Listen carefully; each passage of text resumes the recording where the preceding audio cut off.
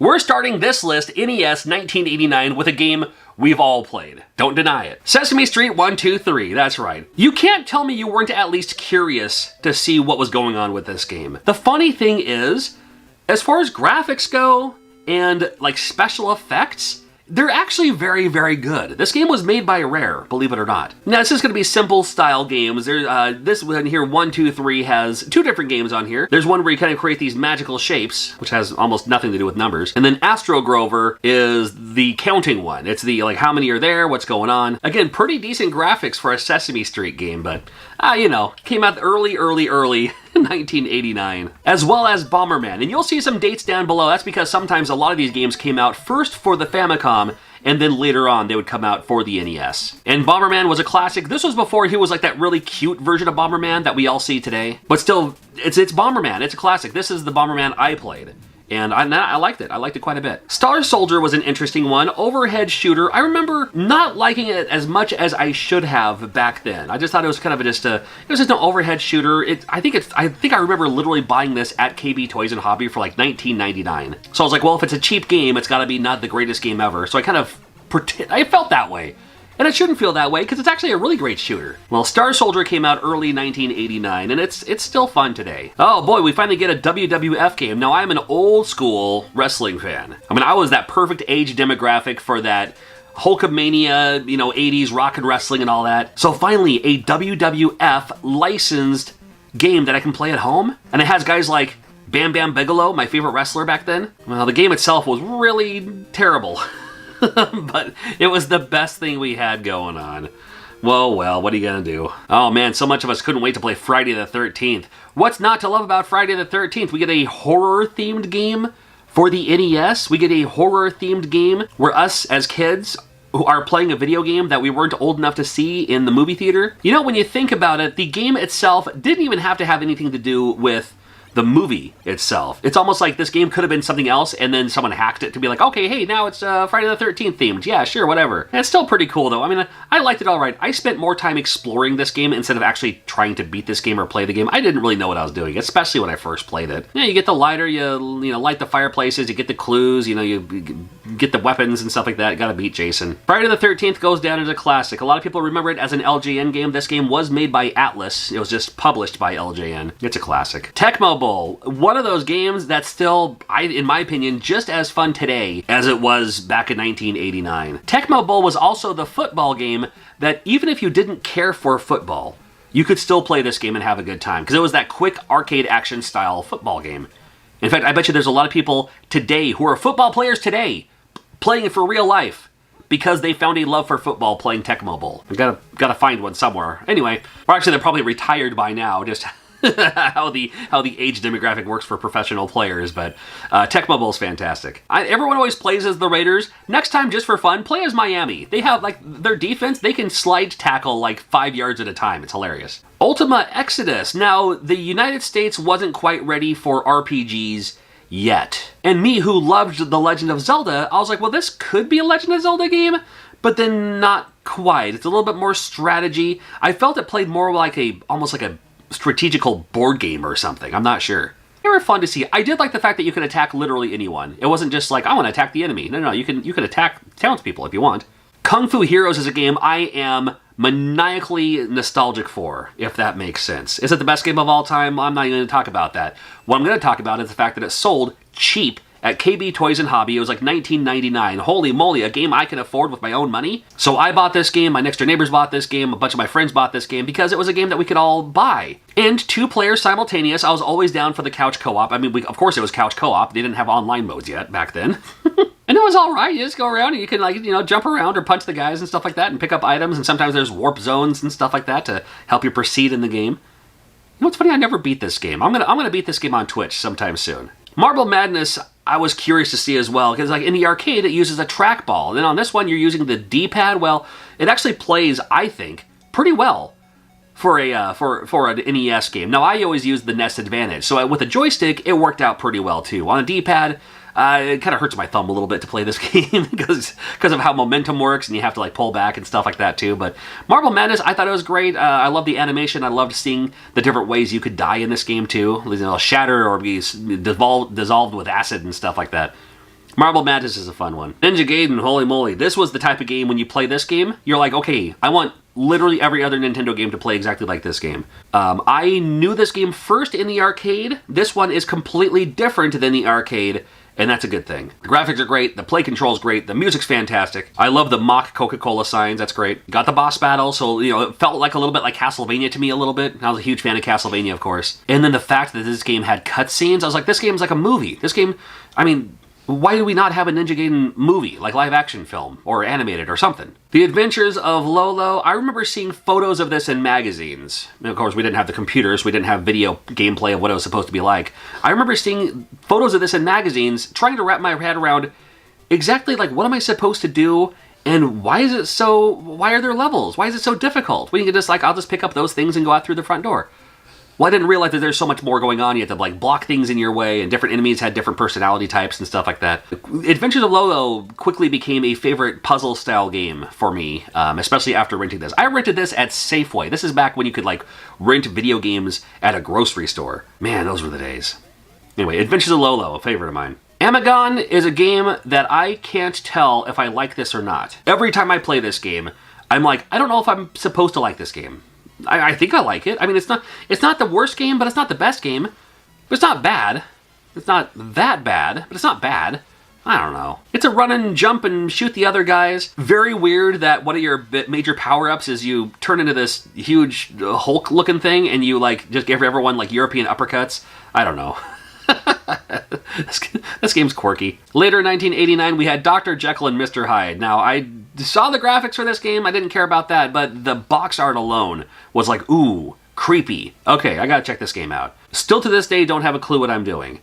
I have seen the Angry Video Game Nerds videos. I have seen other people play through this game. I have seen speedrunners play through this game.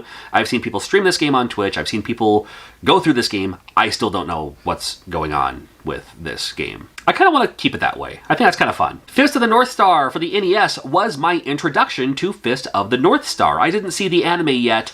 In fact, when I saw the anime, I was like, oh, they have an anime based on that thing. Okay, so this is apparently popular in Japan, and now here it is here. So imagine my surprise when I'm playing this NES game that has like one step up from Atari graphics, when you can punch people in the face and their head explodes. I'm not complaining, but I certainly have a lot of questions. I was like, did I punch him and give him an aneurysm? What happened? Well, I mean, once I watched the anime, okay, I get a little bit more now. Interesting to see, and I did like how large the characters were. I thought that was pretty fun. And this one here, we got this one, and I believe in Japan there were like 2 or 3 of them for the Famicom. But this is the only one we got, and it's probably best to keep it just this one. That was the only one we got. And props to them for still calling it Fist of the North Star. Unlike like the Genesis, they had Last Battle. Well, that was Fist of the North Star. Legacy of the Wizard is a game I absolutely love, and another one of the games I don't exactly know what I'm doing. You pretty much require the instruction manual to figure out what's going on or where to go in this game. You can play as any of these characters. Well, not any of these characters. One of them is like a save kind of thing, or type in the password. But you got the mom, the dad, the brother and the sister, and the pet. You can play as any of them. I always liked playing as the pet because you don't take damage. So you can just explore a little bit more. I would love to. It's one of those backlog games. I would love to go through and just play this game, even with a Game Genie or something. I just never got around to it. One of these days, I'll use a guide. I'll go through this. It was just fun because a huge area to explore. You have to pick up the certain keys and then unlock the boss. And I have typed in like the final password to just defeat the boss kind of thing. But just to explore the whole castle and everything, because only some people some people can use different items that other ones can't. So there's a lot of strategy with that. Unfortunately, it doesn't tell you that in game. You need the manual to know that. Legacy of the Wizard's a classic. It's one of my nostalgic favorites. The music alone, love it. Mappy Land is another favorite of mine. It looks like a kid's game. It's not. I mean, kids can play it too. Okay, technically I was a kid when I first played this game. I still like it today. How about that? I was a big fan of Mappy in the arcade, and then to turn it into like a little adventure game, almost like a Pac-Land in a way, where it just like go through the levels and everything. But there's still the trampoline style that Mappy had, as well as picking up the items. It's super fun. I love Mappy Land. I will always remember Predator as the game when I was collecting a full set about 10 years ago. I was collecting a full set. I had most of the games out of the way. I had most of the heavy hitters and everything. And after I had something like 620 unique games from the 678 licensed games, Predator was one of the games I just couldn't find. I just didn't grab. I was like, okay, well, I ended up getting it later, of course. This game, the very first level is not an easy level. It starts off with a weird enemy that you can't really do anything with. And then if you fall down here, you're pretty much boned because you get a grenade, which isn't going to help you a lot because you can't jump over this thing. It's an interesting sort of game, and there's also another gameplay style later, like later levels where like you're this giant version of yourself shooting other things to battle the Predator and all that. Predator is an interesting one. It was best as a rental, I think. And that was one of the best parts about 1989 was it was around this time when I started seeing video stores carrying Nintendo games also. It was like, oh, you can rent video games? Nice. Because before that, unfortunately, you had to make friends who had Nintendo systems just so you could borrow each other's games. I mean, the audacity. Taboo, the Sixth Sense. This is that thing where it's like, oh, you like tarot cards? Here's a video game for you. It's not even a video game. It is a digital, interactive something or other. This is how this kind of plays out. So you type in your name and your birthday and all that. You ask it a question. I'm going to ask it if you will subscribe, please. It gives you a bunch of cards. It gives you the reading. Some of these readings may make sense. Of course, everything's under your own interpretation. Interesting, interesting. You choose your state. You choose how many numbers. Those are your favorite numbers, and congratulations, that's that. Okay. Guerrilla War. What a fun game this is. This is, if you liked Ikari Warriors, this is a good version of Ikari Warriors. This is the Ikari Warriors we should have had. You take Ikari Warriors, you improvise on it. This could have been Ikari Warriors. This could have been Ikari Warriors 2 instead of the whatever space adventure, whatever nonsense that was. This one's really, really cool. You have to also save the hostages and kill the bad guys, and you can hop in the tank, and you can blow up things. And if you die, no problem, you can continue right where you left off, and unlimited continues. You can just play this game, and again, best as a rental, 2 players simultaneous, grab it on a weekend, beat it with a friend, and then after that you can play this game together. Hydlide is another farce in the world of Nintendo games, as far as I'm concerned, because it's another one. I saw the box art, which was, okay. Looked at the back of the box, and I was like, okay, well, it looks like Legend of Zelda. Not exactly like Legend of Zelda, but it looks like it could be like a Legend of Zelda type game. Perfect. I would love to play this game. And it plays nothing like that. It plays like you have to crash into the things. If you hold the button down, you can attack. If you're not holding it, that's your shield. And you have to just basically bump into them and hopefully that you're going to take their damage before they take your damage. I do know one person who actually likes this game, and props to him. He can have it. Mega Man 2, ever heard of this game? Well, if you grew up with Nintendo Power, you start with Airman. Hold A and B so you get the birds in the background. Now we'll go over to Metal Man stage. Metal Man has cool music. It was nice because Mega Man, the first one, it was okay. Like, I liked it, and my friend had it, so I'd borrow his. And I liked it quite a bit. I never thought that there would be a sequel to it, though. And then when they made Mega Man 2, this was the one that really captivated, like, everyone. It's like, oh my god, this is the game. This is the one that everyone should be playing. And then sure, then they can go back and grab Mega Man 1 and see what that's like and everything. But sometimes, yeah, you invest in your own thing, man. And there's a lot of other great Nintendo games that came out before 1989 that maybe if they had a sequel. My favorite of the entire Mega Man series, every single literal Mega Man game ever made, any game that has the word Mega Man in it, this one's my favorite. Nostalgic? Yes. But I'm cool with that. Oh my god, Monster Party. Here's another great game. I loved me some Monster Party, still do. You got a boy with a bat, nothing wrong with that. The bosses are fun and cool and unique. The original version of this game, you may know, used to feature licensed bosses. Like this one here used to have a karaoke machine in the background. They removed the karaoke thing, but the hit detection is still there, so you can still stand on top of it. And if you get a special pill, you can turn into the dragon thing that can also shoot, which is nice. Things get creepy later on in this first level, complete with like, I don't know, gritty looking things or like the dogs from Invasion of the Body Snatchers. And it's just fun. At least the first little bit's fun. Some of the levels like later on are like, okay, what are you doing? I'm a huge fan of this game.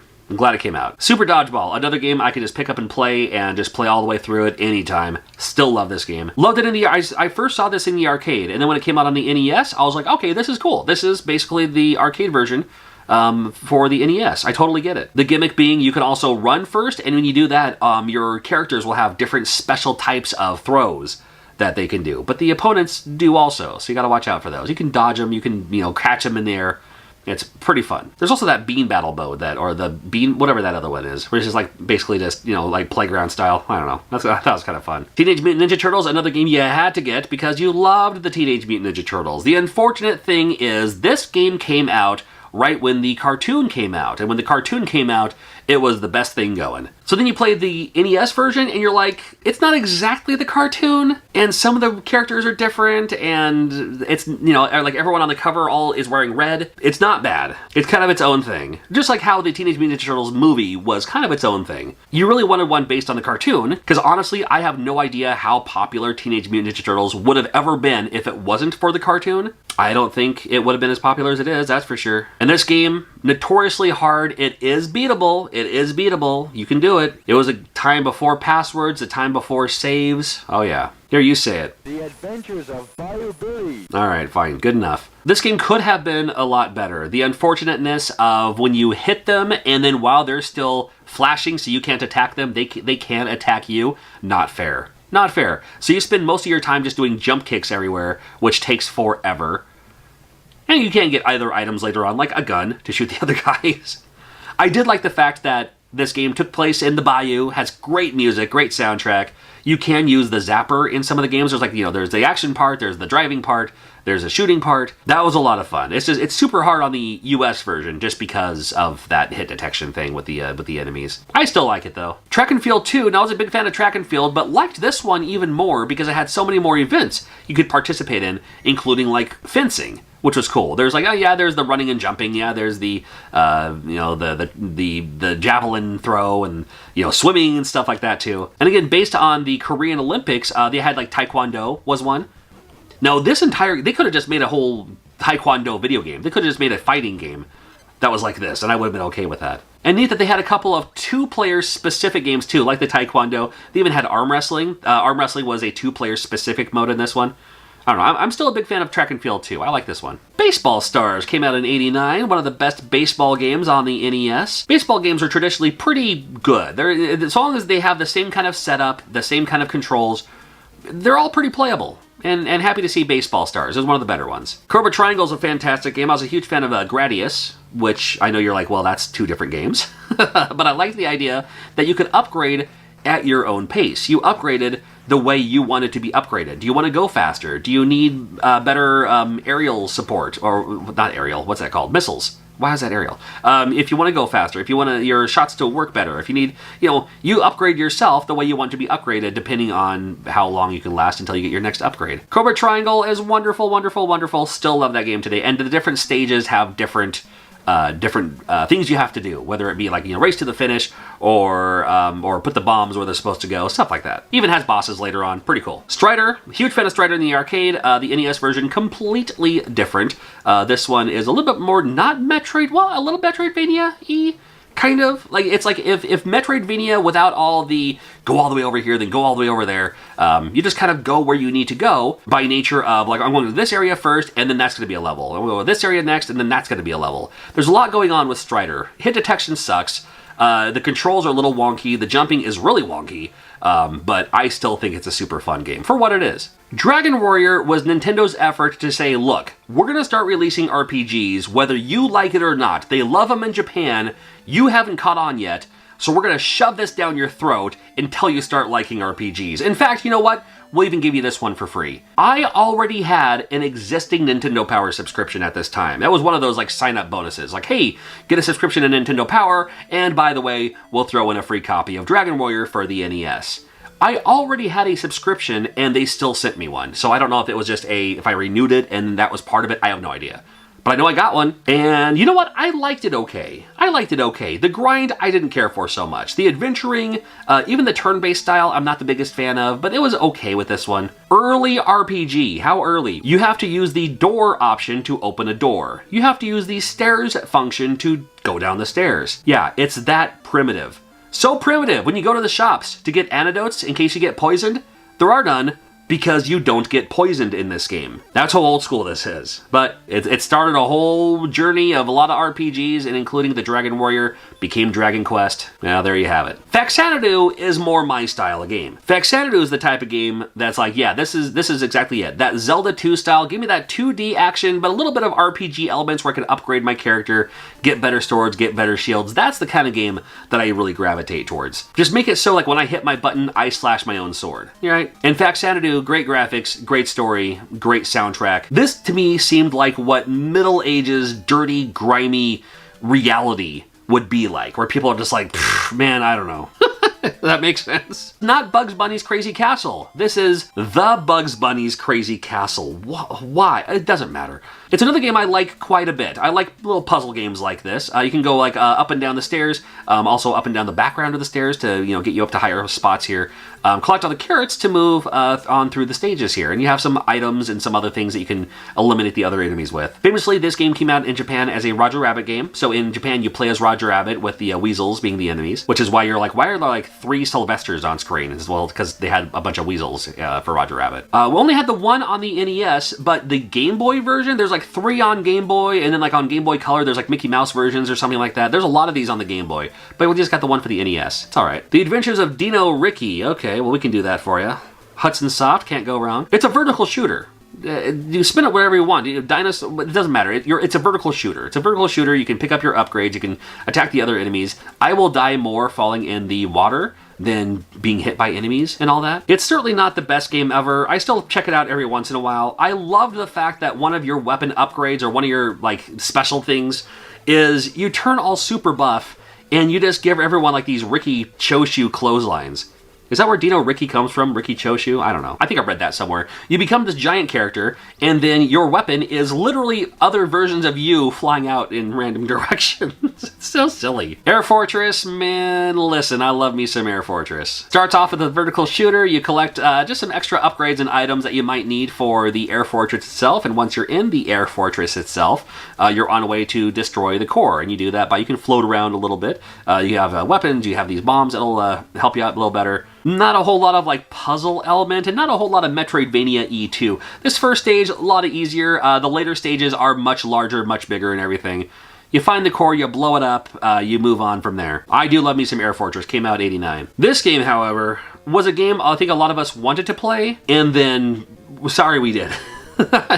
You know, it's funny, this game came out in 1989, so 4 years after Back to the Future, we get a Back to the Future game. And this game could have been a game on the Atari 2600 if this Back to the Future came out for the Atari 2600 back in 1985 or 86, 87, doesn't matter when. I think it would have been a little bit more sympathetic. It would have been like, okay, sure, it's Back to the Future because you're going around collecting clocks. Sure, I get it. But by this time on the NES, we could have done a lot more with a Back to the Future game than what we got here. You're collecting the clocks. You can, I mean, it's rough, man, and it's a grind. And if you've ever been curious about the music, now the music in this game is particular because the music is super annoying. You're just like, why is that the music? Well, have you tried slowing down the music? It sounds like this.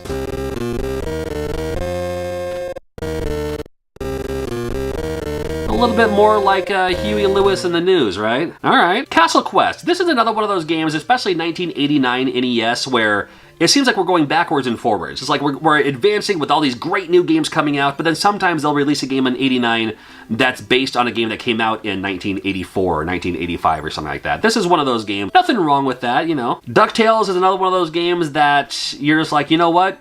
This is what Nintendo games need to be. It put Capcom and Disney and as I said, you know what? These are the kind of Nintendo games that everyone loves. The kids love them. Bright, colorful graphics, based on something that they're familiar with. Parents love them because they're just fun. They're still fun. And they're simple enough and challenging enough that if you play it however way you want to play it, then yes, even younger kids can actually beat this game and feel good about themselves. If you put the controller in the hand of a kid and say, here's Teenage Mutant Ninja Turtles, here's Ghosts and Goblins, yeah, have fun with that frustration. This one provides enough of a challenge, and you can still beat the game. And DuckTales is still one of the best. Absolute one of the best. We have Uncle Fester's Quest. Here's Fester's Quest. I was a fan of this game. I love Sunsoft. Love the sounds. I love the music. I'm a big fan of the Addams Family. This came out when the movie came out. Although this one is more based on like the classic Addams Family series, the TV series. You get the keys and then like the different kids are behind the door, different people are behind the door to give you more items. I love Addams Family. I think it's a lot of fun. P.O.W. was the game that taught me what prisoners of war meant. What P.O.W. That was the first time I heard that term. And fun game. It's just, it made a great rental. You know, it's just, you beat up the guys and, you know, go from there, I guess. I don't know. What can I say about P.O.W.? It's a fun one. The good news is, finally around this time, we get the next game to a game that we've all played, and we were waiting so long. No, we're not. We finally have Sesame Street ABCs. We had Sesame Street 1, 2, 3s, Now we have Sesame Street ABCs. We all played this game too. Don't pretend you didn't. Different styles too, like finish the word. Buff. You're telling me buff isn't a word? Man, listen. Bub's... Come on. Okay, so this game doesn't like Wolverine either. Fine. Bun. Okay. This game's got Riz? No? No Riz for this game? Okay, well, you know. Hey, the good news is, when you do a good job, you get this little cinematic here. All right. Have fun sleeping tonight. There's also the secondary mode where you can create this kind of maze. So you get the rubber ducky to get to Ernie's bath. That's a little creepy, but you know, whatever. Sky Shark, what a fun game this was. One of my favorite memories of Sky Shark is our local Red Robin had a small arcade in the back, and one time when they turned on all the arcade machines, one of the arcade machines glitched out, that being Sky Shark, of course. Sky Shark glitched out, and it had like 100 credits on there. So I was like, oh, I know what I'm doing this afternoon.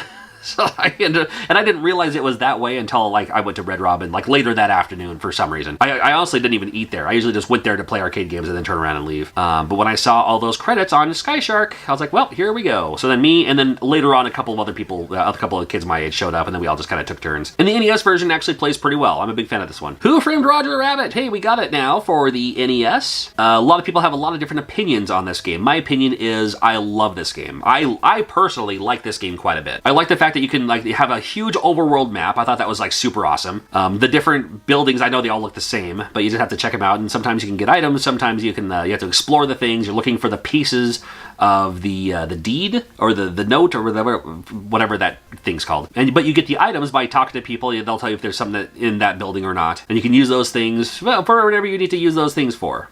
And a lot of places to explore. Even if the weasels do catch up to you, you have to answer their jokes, which I thought was kind of fun. Very, it's what led me to like The Secret of Monkey Island, maybe, when it's like you have to like counter the jokes with insults and stuff like that. I don't know. I like this game. I know it's LJN, but I like this game. We had Casino Kid. Casino Kid was a pretty neat game as well. I'm not the biggest gambling type, to be honest with you. I know how to play the games. It's just not for me. But on a video game, what do you got to lose? Casino Kid only had blackjack and poker, I believe, and then it's like that's all it is. But then you can, you work your way up, you clean off the table, and then you move to another table and clear them out as well. Godzilla came around, and what I loved about this game was the fact that you played as Godzilla. It wasn't like one of those, like for a Godzilla game, I would think like, oh, you're in the town, you have to, command the troops. No.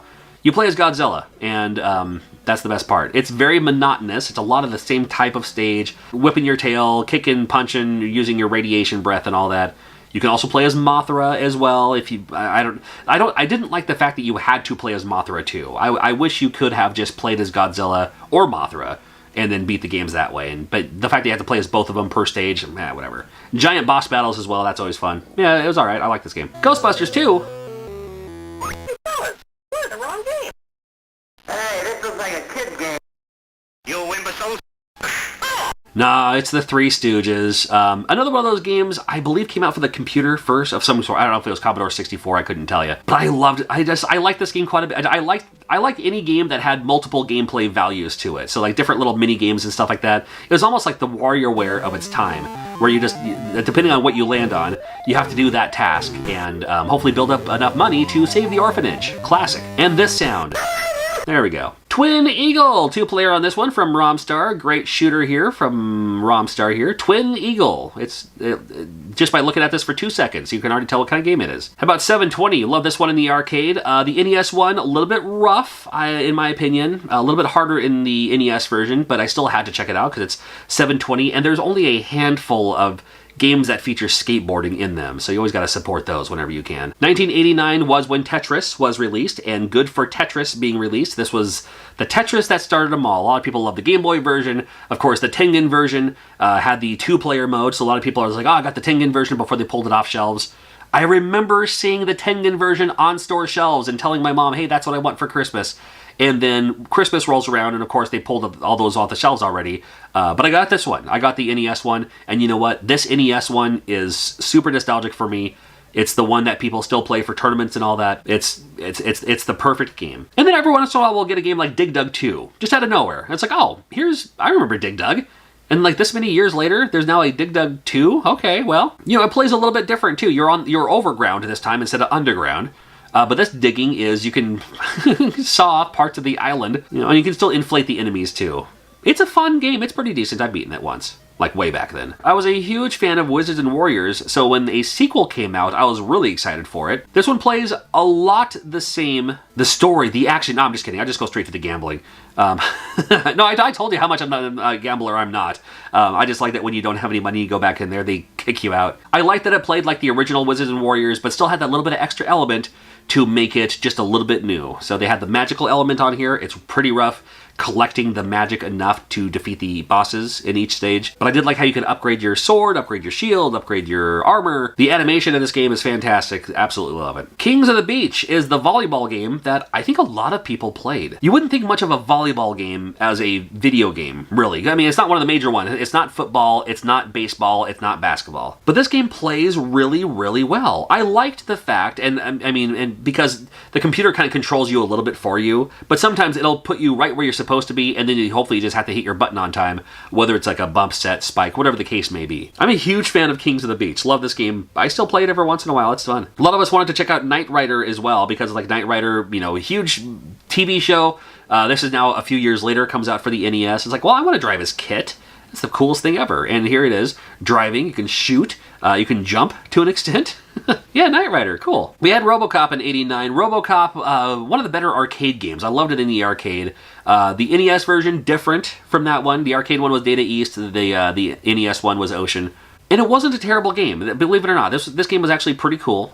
This is a game that I never had growing up, nor did I really rent or anything, so I didn't play this game until later. I was very familiar with it, just didn't get around to it. So I'm not as nostalgic for this game as most are, but still can't deny RoboCop. Shadowgate's another fantastic, fantastic game.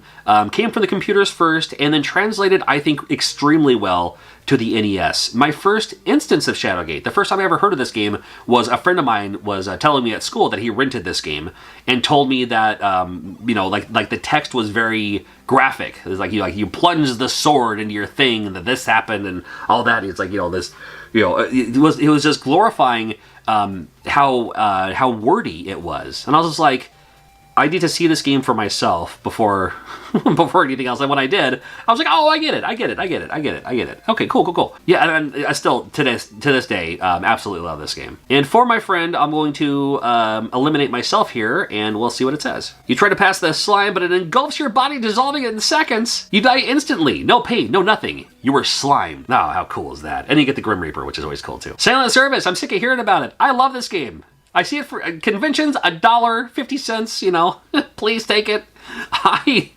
actually like this game quite a bit, and it's okay. I don't mind that it goes for cheap. They probably just made too many of them, but it's fun. I mean, I like the fact that you can you go towards the guys there, and you can use your periscope to look around, and of course, you know, shoot your things or you know, launch your torpedoes or whatever. I've never been into like Navy type stuff. I've never been into submarines or things. I mean, I had Torpedo Run, the board game, I guess, growing up, but I don't know why, but I don't know. I did like this game. The next three I will present as a compliment sandwich, starting with Battle of Olympus. Now, again, Zelda 2, loved Zelda 2.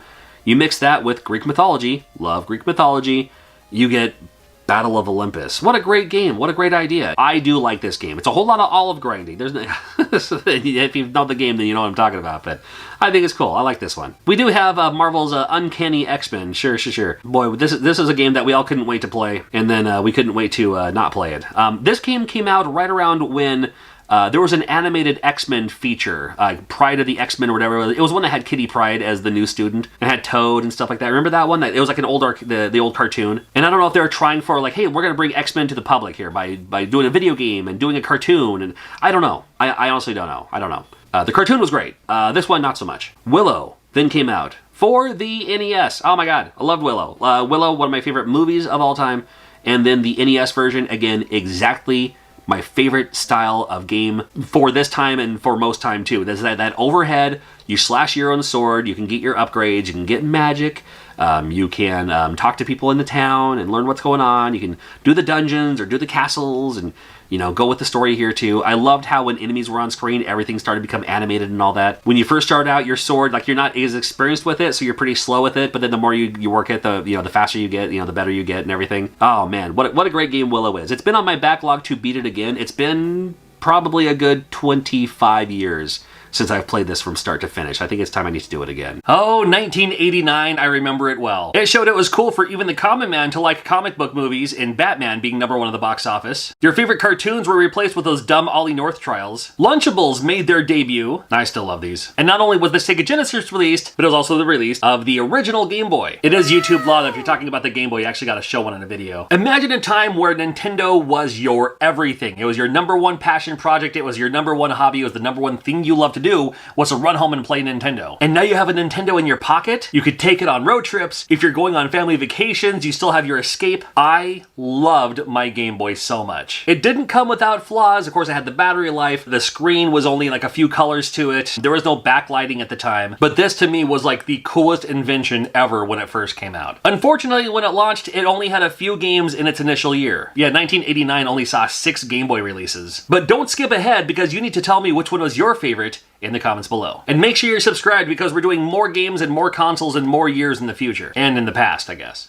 In one of the most brilliant moves in marketing, in my opinion, the Game Boy launched with Tetris. Now, I understand that the original NES, for the most part, came with Super Mario Bros., and then later on, of course, it would come with Super Mario World for the Super Nintendo. However, Tetris was the biggest thing happening at this time. Everybody played Tetris. Your grandma played Tetris. Everybody played Tetris. So why not launch a system with the #1 seller to sell the system? It just makes sense. They could have sold Tetris separately. They could have, but they didn't because they wanted people to buy a Game Boy, and it worked. Simple by design, you can have different things that make it stand out for what each block is or does. Now, the original Game Boy did have some ghosting, but this game made it so it wasn't terrible, you know, like it wasn't going to stop you from playing the game and enjoying it too. Admittedly, I've never been great at Tetris, because my strategy is I just want to get as many Tetrises as I can. I see all these pro players all the time, and they're racking points, dropping them down. I have to let the pieces fall naturally for the most part. But Tetris was the system seller, and it came with your Game Boy. And it was so smart of them to do this. Because really, for the most part, all you needed was a Game Boy and Tetris, and you're good. You really don't even need the other games. The other games are great, but it's really all you needed. I promise you, there are people who bought a Game Boy just for Tetris. They never bought anything else. They just needed it for Tetris. I don't blame them. There couldn't have been a better pack-in or launch title, in my opinion, in 1989 than Tetris. Now we have to talk about Super Mario Land because it was so different than the other Mario games for the time. It was like someone played Super Mario Bros. 10 years ago, and then they told them to recreate it just based on memory alone. I mean, it plays like a Mario game. There's these enemies you can jump on. The mushrooms make you grow bigger. They have a power-up item, which isn't really throwing fireballs. You just kind of throw this ball at a 45-degree angle. The jumping feels a little different. Some of the enemies are kind of the same. Hey, some of the enemies you haven't seen in a while, like the Fireflies making a return since Mario Brothers. And there's kind of an Egyptian theme throughout this game. There's sphinxes, there's hieroglyphics on the walls and stuff like that. The music has kind of an Egyptian vibe to it. Instead of the princess or Princess Peach, you're rescuing Daisy, so introducing a new lady character to the Mario lineup. But this game still feels different overall than like a Mario Brothers or a Mario 2. If you have a child with autism like I do, you might be familiar with the story of Holland. You can look it up online, but to summarize, the poem about Holland is you're planning a vacation to Italy, fast action, fast paced, you're gonna have a whole lot of fun, and when you land, you're in Holland. It wasn't what you asked for. It wasn't what you signed up for. You don't know how to deal with it. But the more you're there, the more you see its beauty. The more you see its different style, different atmosphere. It's not Italy, but it's not bad. It's a different style. It's a different pace. It's its own thing. And Super Mario Land is its own thing. And you shouldn't quite compare it to like a Super Mario Brothers. It's its own thing. And the more you play it, the more you'll find its own charm. The more you find its own beauty, the more you'll find its own thing. Super Mario Land provides a quick playthrough. There's only like 4 worlds in this one. And hey, you know what? Super Mario Brothers, Mario 2, not even Mario 3, had a shooting stage. It didn't have a shooter stage. I was like, yeah, I love it, because I love shooters, so perfect, I'll take it. Super Mario Land, a definite must-play. It was a launch title for the Game Boy, and I think Nintendo also knew, well, if you're gonna buy a Game Boy, you're gonna buy the Mario game. Make some extra money that way.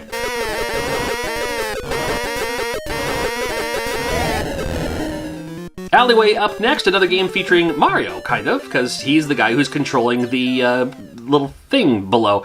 It's Breakout, it's Arkanoid, call it whatever you want to call it. It's another one of those style of games. Still fun though. I still like games like this today. Of course, the fun part is getting it to the top, like to the ceiling, so it's just, you know, keeps on racking points, bouncing around, bouncing around, bouncing around. I don't think the ricochet is as accurate as it could be, because sometimes, depending on where the ball lands on your player, I suppose, it doesn't quite react or quite shoot the angle that you want it to. And sometimes it's kind of annoying to get that very last piece, you know.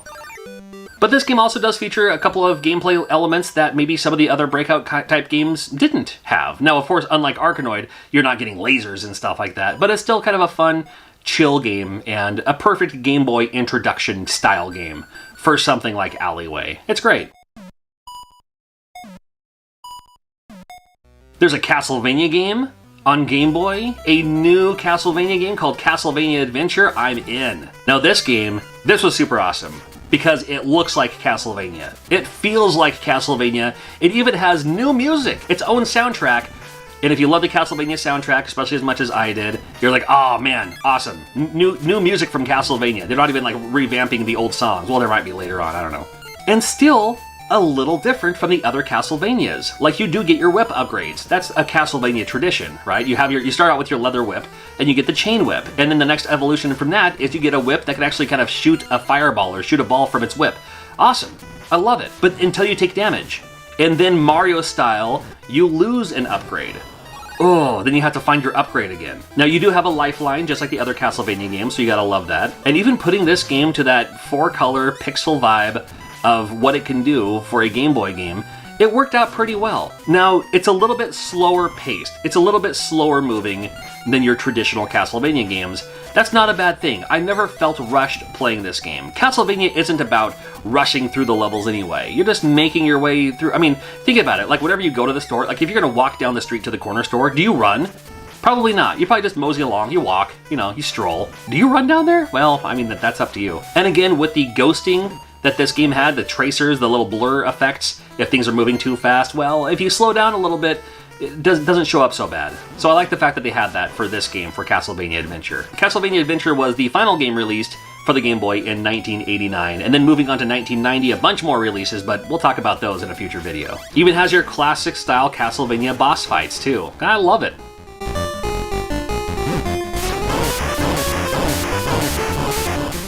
Well, we gotta have a sports game on here, and we gotta have the baseball game, of course, Nintendo Baseball. They even have the names like Mario and Luigi. Of course they do. It's your classic traditional baseball-style game for a Game Boy. Not bad, it's just baseball.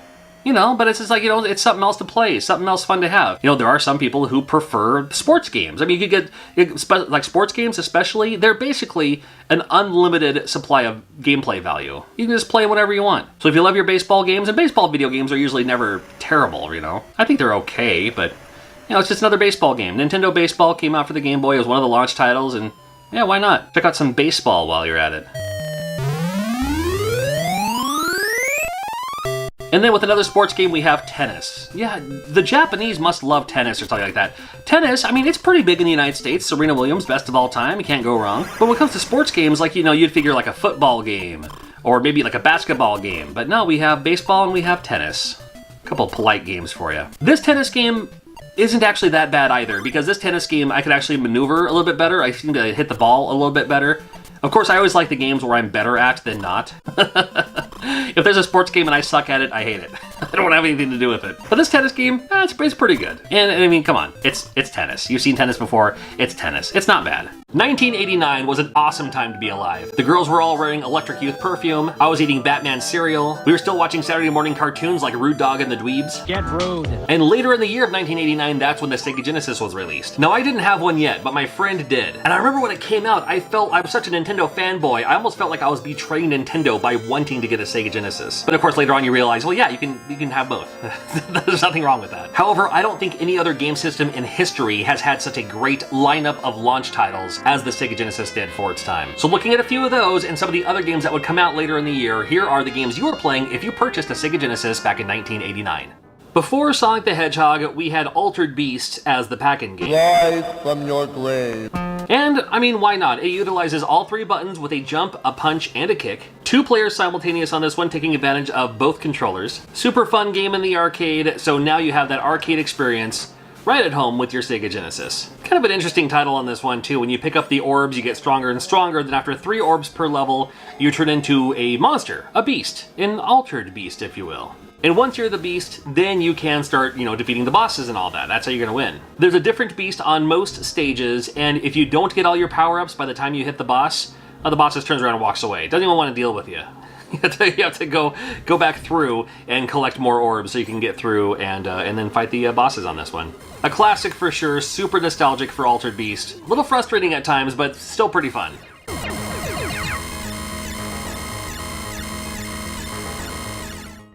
Golden Axe came out a couple of months after the Sega Genesis released. This one, to me, should have been the pack-in. However, it came out later on, so you're getting your money out of it anyway.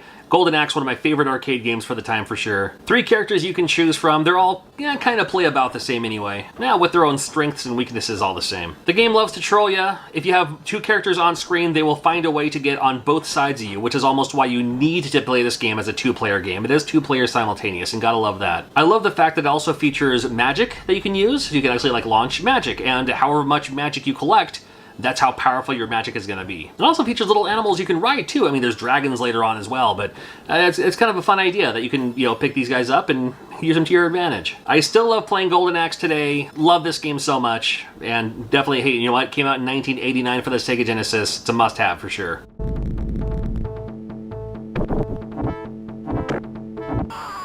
Keeping up with the great arcade games now at home, you have Super Hang-On, and although you don't have the bike that you can actually sit down on as a controller, you have to play with the Genesis pad, well, it still plays okay. Now they could have, like many other, made a great car racing game, but they decided to say, you know what? Let's do a motorcycle game. Yeah, why not? It worked out pretty well for them. Of course, it worked out even better in the arcade, because you can actually sit down on an actual, motorcycle type device and lean into your corners left and right and all that. That was super fun. It's your typical racing, driving style game, just you happen to be on a motorcycle. It's called Super Hang-On.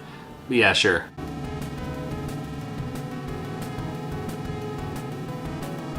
Super Thunderblade as well. Now, maybe a little bit more difficult since you don't have an arcade stick, you just have the D-pad, but still plays okay. Now, this was years before Star Fox came out, so this is the kind of game, when Star Fox came out, everyone was gushing over it. I was like, yeah, I played it before. It's called Super Thunderblade. I know it's not exactly the same, but still. I loved the 3D-ness of this game, especially when it first came out. And I'm not very good at it, as you can clearly see, but it's still fun to play around with. I mean, it's a behind-the-back, you have helicopter game, sure, why not? You have Super Hang-On, which is your motorcycle game. There's Outrun in the arcade, which is your car game, your driving game. And then you got a flying a helicopter game. But you're also shooting down stuff, which is kind of cool. If you had a Sega Genesis back in 1989, chances are you probably played this game.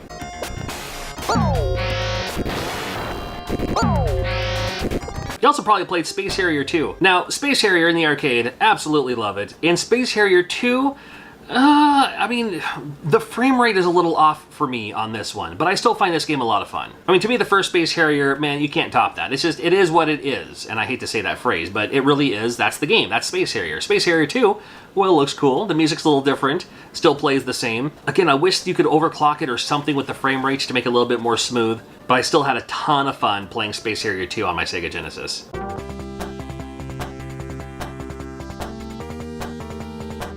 We've made it this far without even talking about Alex Kidd and the Enchanted Castle. Now, Alex Kidd was kind of the unappointed mascot character for Sega. Between the Master System, the so many Master System games, and now one of the launch titles as well for your Sega Genesis. Now, if you're gonna launch a video game system, especially a console that we would consider retro now, you gotta have a Mario type game. You gotta have that cartoon looking platformer that's just fun for all ages. And this one is a little frustrating for all ages. Because you don't jump the way you want to jump sometimes. Sometimes you end up just dying because you didn't see the thing. And so much of these games, I don't know why, but it relies on that junk and pawn system. It relies on the paper, rock, scissors idea to defeat enemies, which is like a luck of the chance of the draw. It shouldn't be the case. You can get items that will make it so you can see what they're predicting, and then you can choose the item, or choose the ability that would, defeat them. But it was just interesting enough, just different enough that this was the game that you had to have for the Sega Genesis in 1989. It took me a long time to beat this game too. I didn't actually beat it until literally about 8 years ago. And I've tried, but it took getting one of those Genesis collections to finally go through this game. Alright, probably the coolest opening cinematic ever. Oh my god, Revenge of the Shinobi. I loved Shinobi in the arcade, and Revenge of the Shinobi, oh man, way even better. Way even better on this one. I like the fact that you have your throwing stars, but if you get close enough, you can kick them or use your sword, but you can ration your throwing stars if needed. But you pick up a ton of them along the way, so you don't need to really ration them. I mean, you have plenty, and you'll always pick up more. Just like Shinobi in the arcade, you also have your special like magic ability. There's a few of them you can choose from on this game, but fun to have. And with Revenge of Shinobi, you can't go wrong. This is a must-have for sure for anyone with a Sega Genesis. And the fact that this game came out during that first year, it's not even the full year. I mean, it came out later. It came out in the autumn of 1989. And the fact that it lasted this long and is still as great as it is today, that tells you something.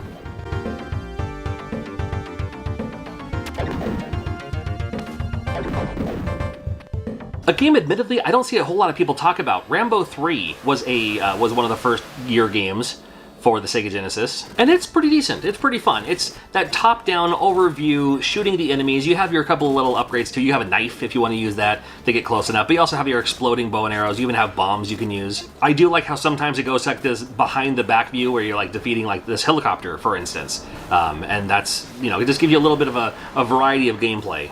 And a little variety too, like sometimes it's not just get to the end of the level, sometimes you're in this area and you have to find, like in this for instance, you have to find the secret agent. And if it's not the secret agent, they'll let you know. But you're looking for the secret agent, that's how you can get past this level. Rambo 3 is pretty awesome, and I'm glad it came out when it did. Man, year one, can you believe that? 1989. Well, it makes sense to grab something like Rambo 3 because it was based on a movie for the time.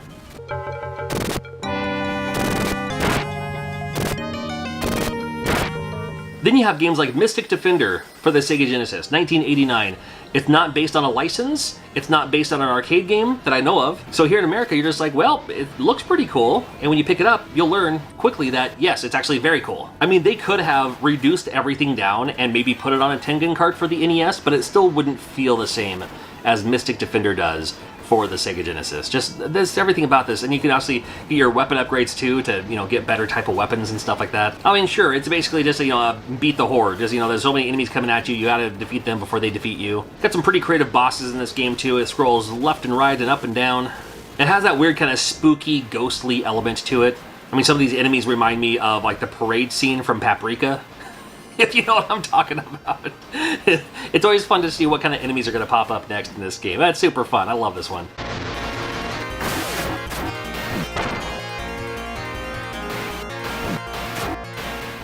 Okay, what about Thunder Force 2? This was a pretty cool one. Well, I thought it was pretty cool because you can go anywhere on the map. You're overworld. So, I mean, it's not just, side-scrolling up and down, left and right. You're just going all over trying to get to where you need to go. And a couple of varieties of guns you can use too. Whether you want to shoot forward and behind you, whether you want to shoot just a bunch of bullets all at once in front of you. Hey, whatever works best for you. It's one of those games I'll probably die more by crashing into a wall than by the enemies. But I still had a lot of fun with this one, and happy to see it. If you are looking for that vertical shooter, look no further than Truxton. This is a fun one. I remember renting this one. I never owned it. However, just a classic fun arcade-style vertical scrolling shooter. And you can get some awesome weapons and upgrades as you play through these rounds, play through these missions, play through these levels. Fun enemies, big enemies.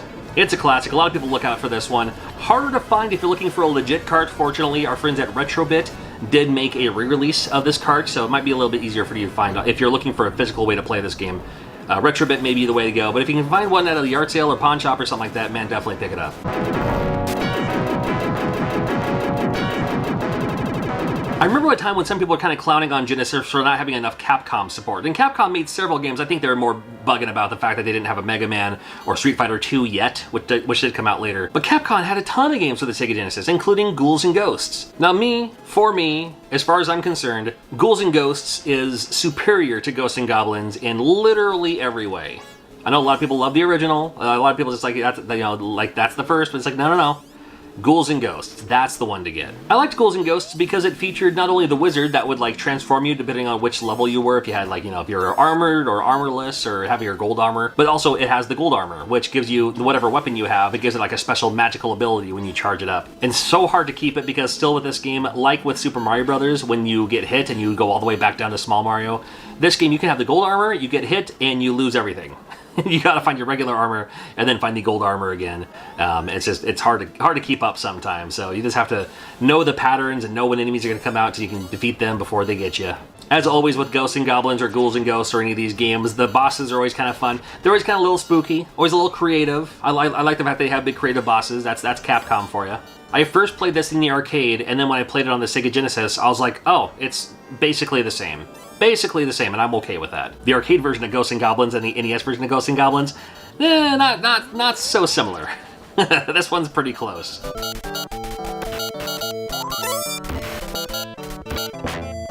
Another arcade game come home is Forgotten Worlds. Great shooter on this one. It's a horizontal shooter, and don't get it twisted beyond that. It's definitely a horizontal shooter. However, you have your satellite around you, and the unfortunate thing for the Sega Genesis is at the arcade, I think it used a pivot controller, like a spin dial, to choose your direction that you were shooting. And on this one, since you don't have that on the Sega Genesis, your A button and C button will rotate you left, counterclockwise or clockwise to shoot in that direction, your B button being the firing button. It is doable. It's accessible, it's okay, but still fun to see for the Sega Genesis, and it's still a lot of fun, and you can still play this game today.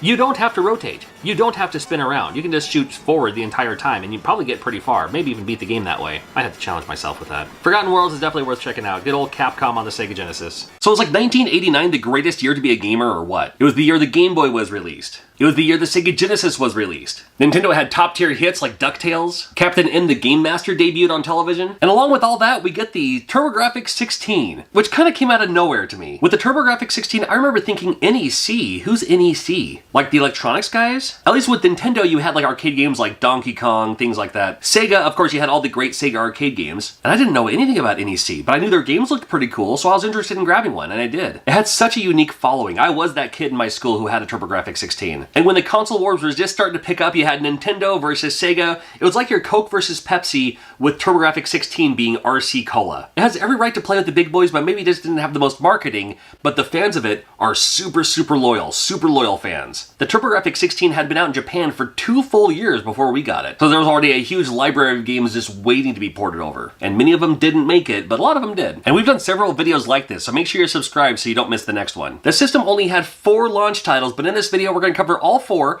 as well as all the other Turbo Chip games that came out for the TurboGrafx-16 back in 1989. Starting with Keith Courage in Alpha Zone. Well, Keith Courage in Alpha Zones was the pack-in game. This was the game that everybody played because it was the game that it came with. They could have used a better pack-in game, but you know what? Something's better than nothing, so here we are. And it wasn't the fact that it was just terrible. I mean, it really wasn't terribly bad. Kind of give you that little side-scrolling, a little bit like a Monster Boy-ish. You're going around, you can hit the other enemies, collect your coins, you can go inside these doors, they're going to help you out or build you up or whatever. These town stages are pretty small, and it's interesting to note that these town stages can also kill you, hurt you. Because there's like enemies and there's, traps that you can fall into and stuff. As you're slowly moving along, then that's when you can get your giant robot thing. And then you're in these stages where you're using your giant sword to defeat these other enemies. And these stages are not very creative. They just kind of go down and you can just keep moving, then you go down. You move to the other side, you go down, you move to the other side, go down, move to the other side. You fight a boss at the end of all this eventually. And then, what do you know? We move on to the next stage. Keith Courage in Alpha Zones, the pack-in for the TurboGrafx-16. Again, not a terrible game. They just could have done something better.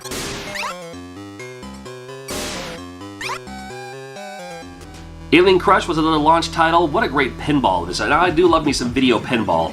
And they did this one pretty well. There are 2 screens of chaos here, and both of them have their own set of flippers too, which is good news for you. If you like video pinball, it's one of the ones that you should definitely check out. It has a kind of cool, creepy alien vibe to it. A lot of the xenomorphs sticking out and all that too. Royalty-free, license-free, I'm sure, of course, right? You got that giant alien down there in the middle too. You open its mouth every once in a while. You can chuck your ball in there. You get some bonus points that way too. I do like video pinball. Alien Crush is a fun one.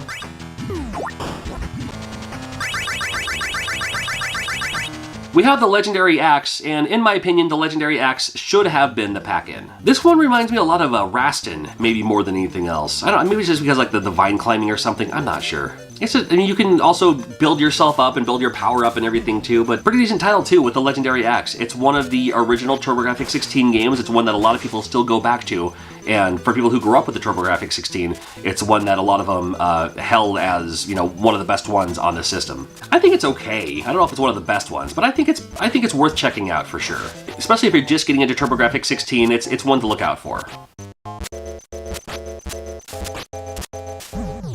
Victory Run is a pretty decent driving game. Not so much of a racing game like Racing Game, but kind of like an outrun driving game. It does give you a lot of customization for like how you want your tires, how you want your body, how you want your gears. The thing is, you need to give yourself enough gears so you actually switch it into gears, because you're also manually changing gears in the game. If you don't have enough gear power, then you may only go into third gear. You try to go into the fourth gear, it won't go anywhere. Well, it'll end up dropping speed. Kind of fun how it changes, the day cycles and stuff like that too. It's a driving game, and it was done pretty decently on the TurboGrafx-16. It's called Victory Run.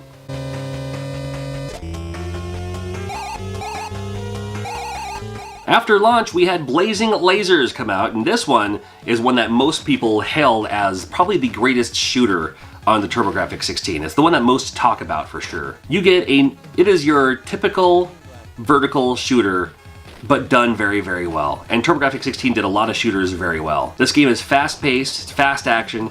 You have non-stop power-ups coming at you all the time. So I mean, if you have your lasers, that's fine. You want to shoot more bullets, that's fine. There's always going to be an option and always going to be an ability to swap out your weapons, basically. I also like any shooter, like this game, you have to hit the select button. We get to choose how fast you want to go. Like, speed isn't a power-up or anything. You just choose how fast you want to go. I like that. That should be the way it is. And Blazing Lasers, as far as shooters go on the TurboGrafx-16, absolutely one of the best. Can't deny it.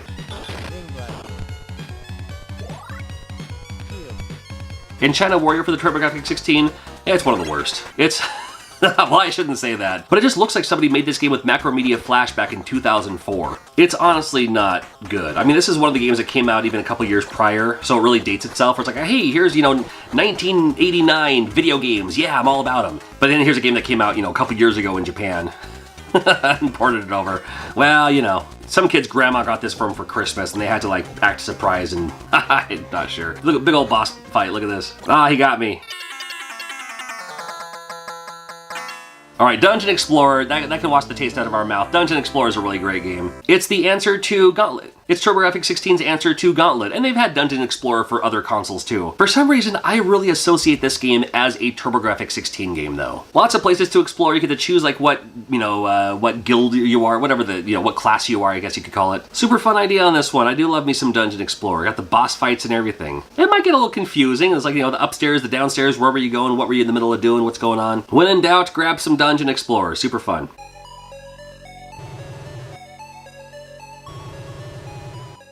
R-Type, oh my goodness, here we go again. This is the closest to the arcade version of R-Type I had seen when this came out. When R-Type first came out in the arcade, I loved it. Couldn't play enough of it, loved it in the arcade.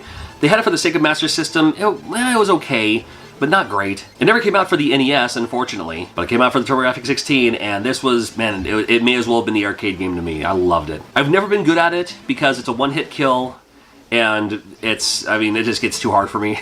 I'll be honest with you. But I still love R-Type today, and the fact that it's on the TurboGrafx-16, it's a staple game. It's a must-have.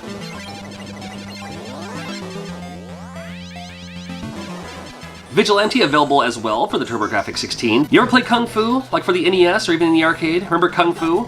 This is basically Kung Fu, just with better graphics. It's literally the same idea. It's just like the enemies come up on you, and when they grab you, they just start depleting your life until you shake them loose or kick them out of the way and stuff like that. It's Kung Fu. Into the stages have these boss battles. You got Bruiser Brody, it looks like, over here. It's not terrible. It's just, it's all right.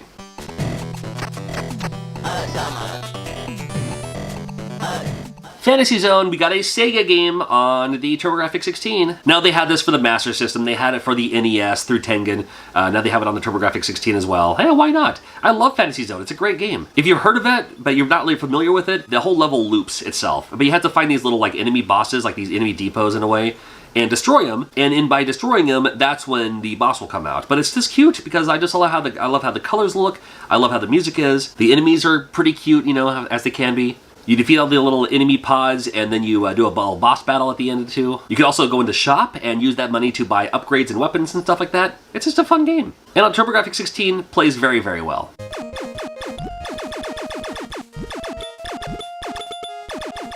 Bringing back a classic with Galaga 90, and it plays a lot like Galaga. I love the fact that you can start the game with 2 ships, because I can do this game so much better with 2 ships than just one. Instead of having to try to capture one and then rescue it again and have 2 ships, you can just say, hey, you know what, you want to have one less life and have both ships at the same time? Yes, please. If this game gave you the option to have all 3 ships, I'd do that. It does not. And it's a lot like Galaga, but there's also like, you know, some of the enemies explode into like what looks like fireworks, and I thought that was pretty cool. And then also some of the other enemies do other unique things, like, you know, split apart and split into like, you know, a few enemies all at once, like a chain of them.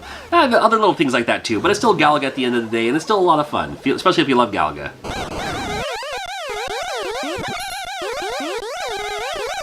Moto Roader, the name of this one, Moto Roader. Well, it's an interesting one. It is a overhead track with all these cars on it, and you just have to outrace the other cars. You know, no big thing here. I like the fact that it gives you a whole ton of items and upgrades that you can do. You can choose a few of them up front as well. But then when you win the races, you'll win more money or earn more money to get better upgrades as well. You'll always see the same cars on the track. If you fall behind, it will jump you forward. You don't want to do that too many times, but that's, you know, that's how you stay on the track. That's how you have to know what kind of engine to get, or, you know, if you need better tires or whatever it is. It's a little slow moving, but I mean, it was kind of interesting to see all the same. Moto Roader is the name of this one. It's kind of an interesting name on this one. Moto Roader, huh?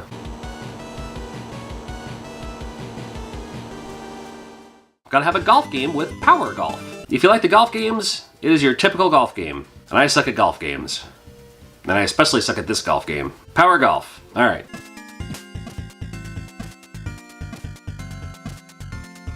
Sidearms from the arcade to your TurboGrafx-16. You get your two buttons. One shoots in front of you, one shoots behind you. One shoots to the left, one shoots to the right. Making it real easy for you to choose which way you want to shoot. And I loved it when Capcom arcade games looked like this. There was a time in history that, man, I wish you could have visited with me if you're not from the age, when games like Sidearms, games like Black Tiger, games looked like this in the arcade, and it was such a wonderful feeling to see. And now you can see this at home on this system. Sidearms, I mean, at the end of the day, it is a horizontal shooter. At the end of the day, that's all it is. It's just a horizontal shooter, but you play as this like mech guy, and, you know, you get your power-ups and upgrades and stuff like that. It's just fun. It's called Sidearms. Check it out.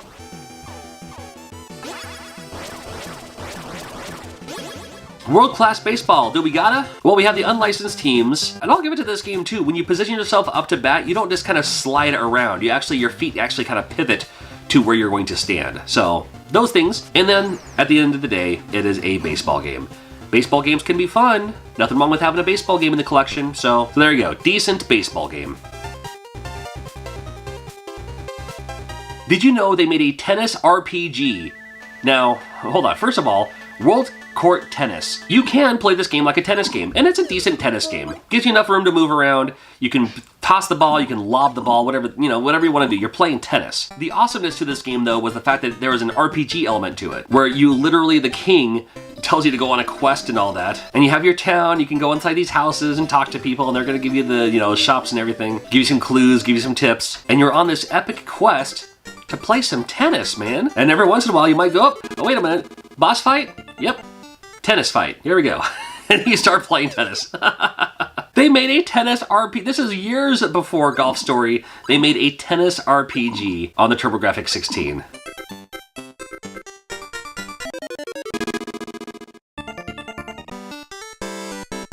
And they did the same thing with a racing game later on too, but we'll talk about that video when that year comes around. Show the TurboGrafx-16 some love, would you? I would love it. I'm a huge fan, and thank you for watching, and we'll do more consoles through more years and a whole lot more games coming up very soon. Make sure you're subscribed.